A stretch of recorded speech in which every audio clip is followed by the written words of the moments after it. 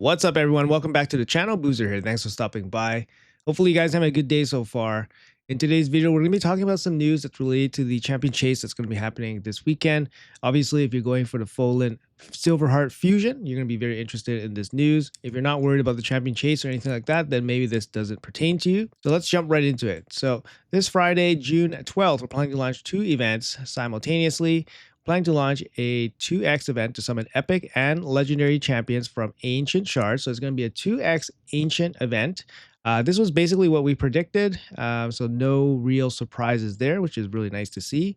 And let's see what else. Also, we're planning to launch a progressive chance event, giving you at least 15x chance to summon the champions of your choice from the selected pool from ancient shards only. Okay, so it's just an ancient progressive boost. Okay, guys, so make sure you guys are aware of that. And it's a little bit interesting. I thought that they're going to be putting these champions on progressive to during this event, and it's going to be Varkos, Head Splitter, and Telena Soulseer. Now, these two champions have gotten a little bit of extra attention lately, especially with the obviously with Telena. We have the Prism event that's happening right now. She's one of the headline champions.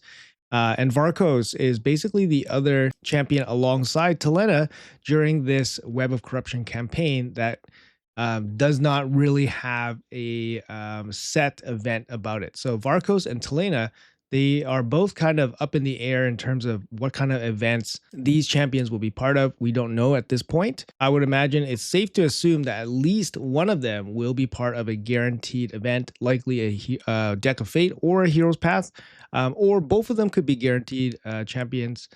Similar to how Greyco's Turndrake and Balar was both guaranteed during the Chaos Awakes last year. I would not be surprised to see both of them as guaranteed champions.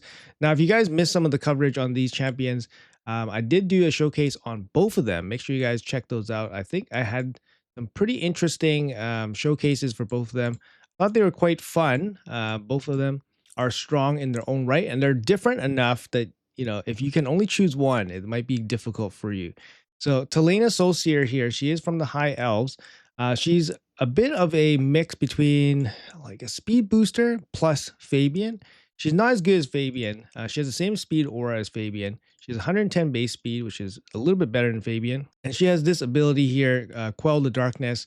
Is a 3-turn cooldown ability. It reduces enemy buffs by 2 turns and has a increased cooldowns of all enemy skills by 2 turns. This is very similar to Fabian. Fabian has a 3-turn duration decrease and a 3-turn cooldown increase.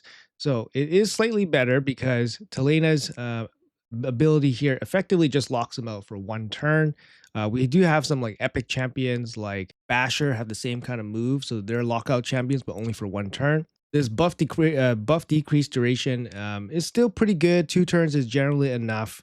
It's not too much of a difference between 2 and 3 turns with her and Fabian. But the big difference here on this ability is that she does bring increased accuracy on your whole team. This means that Telena doesn't need as much accuracy to do the same thing that Fabian does. For the most part, obviously, Fabian's lockout is better, but Telena's lockout is still there and she requires less accuracy, or she has a higher, she can bring more accuracy against higher resistance teams. So I thought this ability was quite strong. This ability is interesting. Attacks all allies, has a 100% chance of placing 2 poisons on all enemies, then increases all allies turn meter by 20%. Now this ability you can use in an offensive way, or if you want to use it even without consideration for the poisons, just use it for the turn meter. I think that's kind of okay. Another really good thing about this ability is that it's an on hit. So the hit ability will remove Mercurial stacks. You could, if you had the gear, maybe put it in deflection. And then deflection would actually help you with Mercurial stacks also, and it's turn meter boost. So that would give her a little bit extra utility. Her A1 activates poisons. I mean, yeah, that's great if you have poisons on. A little bit difficult to land the poisons, especially with Stone Skin, Mercurial, and stuff like that. But for PvE content, like I said, if you guys check out my showcase, I did kind of prioritize her poisons a little bit, and it was a really interesting kind of showcase to show that she can actually pitch in a decent amount of damage. Her passive helps your team out a little bit with some turn meter stuff. And then if you have the poisons on enemies, they'll get reduced crit rate and crit damage, which is kind of cool because then you can land quite a bit of poisons, especially on like PvE content. Huge champion here for faction wars. So if you guys are, struggling in faction wars, she's going to be very awesome in there as also. Personally speaking, if she had a guarantee, I would definitely go for her and add her to my roster. So also on the progressive event that we'll be having on Friday, we have Varkos from the Dark Elves. Now, if you were to ask me which one of these two champions is better, I would say Varkos is probably better. Varkos at least was more surprising to me because I was not expecting Varkos to be very good. Telena, reading her kit, I was like, okay, yeah, she's probably going to be pretty good. And she was, for the most part, met expectations. I'd say she probably missed expectations, maybe slightly. But Varkos, I was not expecting to be very good. And Varkos ended up being amazing. Like I said, make sure you guys check out the showcase on this guy. He's absolute amazing. He's a powerhouse. He's a defense-based damage dealer. And when you look at his kit, it reads very simple, right? He's got an A1 double hit, will ignore unkillable, will triple hit if he's counterattacking. Okay. 30% damage in books. That's awesome. And his A2 on a 3-turn cooldown, 30% damage from books also. Is a single hit, double hitter, single target, double hitter, ignores block damage and shields. Again, very simple. Whenever the champion teams up with an ally to attack an enemy, they will use this skill.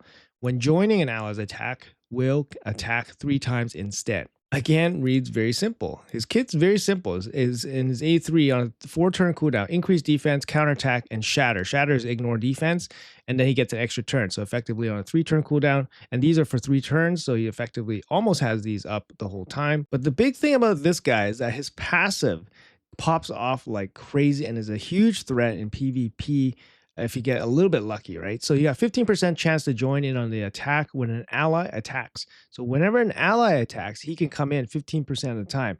And 15% of the time, he will be using this ability 3 times. This is a good multiplier ability. So it hits pretty hard. The problem is he doesn't have a lot of ignore defense. He does place ignore defense on himself, but he doesn't have built-in ignore defense.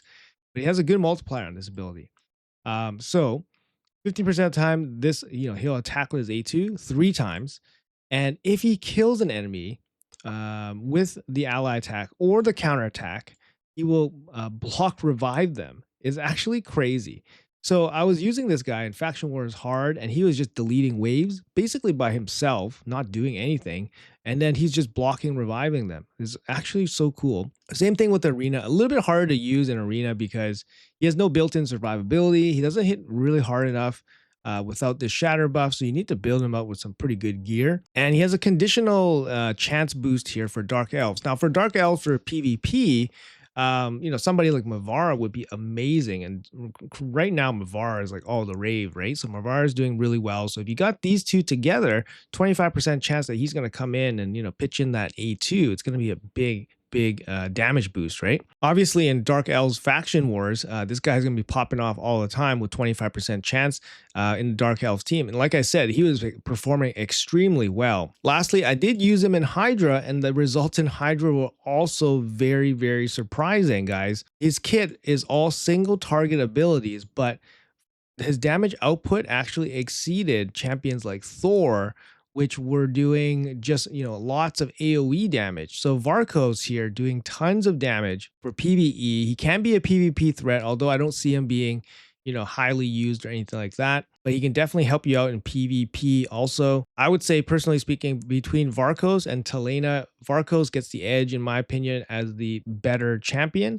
Now, you guys will need some pretty good gear on this guy. Like I say, he doesn't bring ignore defense naturally in his kit. He does require this buff. So you need some pretty good gear on him, whereas Telena is mostly just speed and accuracy you can get away with. So keep that in mind if you guys were selecting, either of them for like a guaranteed event or something like that. But as for this weekend, we have them up for a progressive. I'm not sure which one I would pick. It doesn't really matter, I think, because I expect them both to be guaranteed champions later. And if I draw one of them now, then that's cool. Then I can save my resources from that guaranteed event. In any case, using ancients for a champion chase is amazing. Each ancient in a 2x boosted event for a champion chase is worth about 53 points. We kind of expect that the point total for a champion chase for the 15 fragments should end up around 3,500, I think. So you guys can do the quick math there. 3,500 on about 50 points is about 70 ancient shards. If you guys are short, then obviously pulling things like remnants would help, brawn mauls would help. Mystery shards would help. So definitely use up some of these smaller shards, obviously like remnants and stuff. If you guys have prism pulls, pull those. Sorry, excuse me. Let those crystals auto pull so that you get a red dot, and then you can release those pulls when the champion chase opens. Don't manually pull your prism crystals before the champion chase opens, and then you'll get credit for whatever you pull out of them, mostly epics. But still, there's a lot of flexibility in doing champion chases, and a 2x ancient for a champion chase is one of the best value places where you can pull ancients. And just a quick look at the player and play calendar here. Any kind of updates? Not really. We got the champion chase tournament. It's in the schedule. Looks like it's going to be a big rock legendary book, some relic materials, basalt. Yeah, that's going to be it. Nothing else crazy there. There probably was a small chance that, a Titan event or something would come at the end of this fusion and perhaps overlap with this champion chase, but that definitely doesn't look like the case right now. So we're just going to say it's just a normal champion chase. And yeah, we'll get it done, and then we'll have our full and silver heart after finishing that off in the last remaining events. All right, guys, so that's it for the news. You guys are all caught up. So we got 2x Ancients confirmed for the weekend, and we got progressive boost on Ancients only for Varkos and Telena. So you guys let me know in the comments below which one you guys like better, Varkos or Telena, or both. And if they were guaranteed events, how about you guys let me know which one would you guys go for?